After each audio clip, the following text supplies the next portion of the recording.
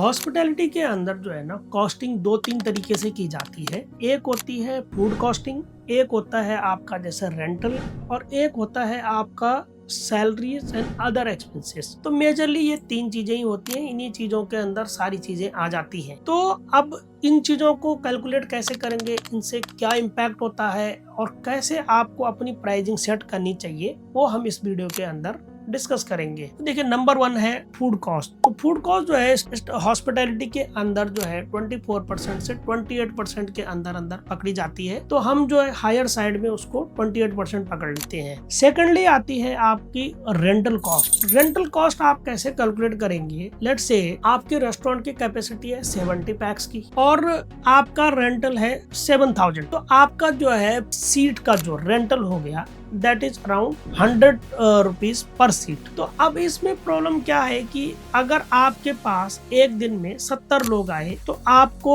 100 रुपए के हिसाब से उसकी सेल चाहिए, जिससे कि आप वो टारगेट अचीव कर सकते हो 7000। मगर फूड कॉस्ट और इस वाली कॉस्ट में एक डिफरेंस होता है। फूड कॉस्ट आपकी ऑलमोस्ट सेम ही रहती है 24 to 28% के अंदर, चाहे आपकी सेल ऊपर जा रही है नीचे जा रही है। जैसे जैसे थोड़ी ऊपर जाएगी तो वो 26-27% पे आ जाएगी, जैसे नीचे रहेगी तो आपकी थोड़ी सी फूड कॉस्ट ऊपर जाएगी, क्योंकि वहां पे आपका वेस्टेज और ये सारी चीजें होंगी। बट उसी की जगह में जब आपका जो रेंटल कॉस्ट है, जो हम पर कवर से निकालेंगे कि भाई ठीक है, अगर मेरे पास दिन भर में 100 में से 60 गेस्ट आ रहे हैं, तो देखो डेली तो आपके पास 100 आउट ऑफ 100 गेस्ट नहीं आएंगे, तो हम एक एस्टिमेटेड जो है ऑक्यूपेंसी मान लेते हैं कि भाई 70% जो है हमारी ऑक्यूपेंसी रहेगी। अप्रोक्सीमेटली लेट्स से कि जो रेंटल कॉस्ट है डेली की वो है पर कवर 70 रुपीज, या लेट्स से कि 100 रुपीज जो है पर कवर है। अब अगर आपके वो 60% या 70% भी लोग नहीं आए तो आपका क्या होगा, वो कॉस्ट बढ़ जाएगा। और रोज तो आपके पास गेस्ट नहीं होते, वीकेंड पे हो सकता है आपके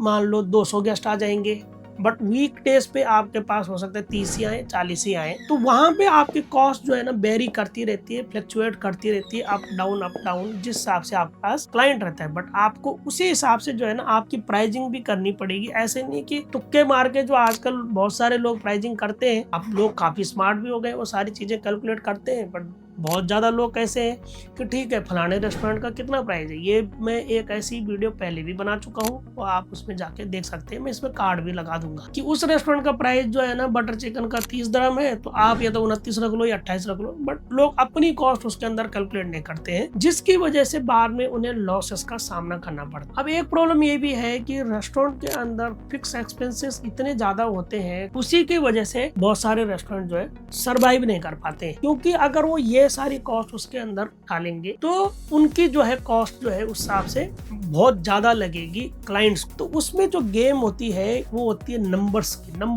नंबर ऑफ पैक्स आपके पास कितने आ रहे हैं। अब अगर आपकी 70 की कैपेसिटी है रेस्टोरेंट के अंदर और आपके दिन भर में 40 ही गेस्ट आ रहे हैं, तो ultimately your cost is going to be high. But उसी की जगह आपके 70 की कैपेसिटी और आपके पास 100 गेस्ट आए, आपने 2 राउंड रेस्टोरेंट रन किया, आपके पास या दिन भर में 100 लोग आए, तो आपकी वो कॉस्ट जो है वहां पे कब हो जाती है। तो आपके पास गेस्ट का आना बहुत जरूरी है, और जब तक गेस्ट आएंगे नहीं तो आपकी ये कॉस्ट चेंज होगी नहीं। जितने कम गेस्ट उतनी ज्यादा कॉस्ट, फूड कॉस्ट आपकी सेम ही रहने वाली है। तो इन चीजों को जो है आपको ध्यान रखना जरूरी है। जब भी आप अपनी रेंटल कॉस्ट निकालें तो आप कैलकुलेट करें कि भाई हाँ, आपके मिनिमम गेस्ट जो है इतने तो आपके पास आने ही चाहिए। अगर उतने गेस्ट आपके पास ऑन एवरेज पे नहीं आएंगे तो आप कभी भी वहां पे अपनी कॉस्टिंग नहीं कर पाएंगे, आप कभी भी प्रॉफिटेबिलिटी के ऊपर जा नहीं पाएंगे। बाकी ऐसी वीडियो देखने के लिए आप मुझे फॉलो कर सकते हैं। Thank you, have a good day.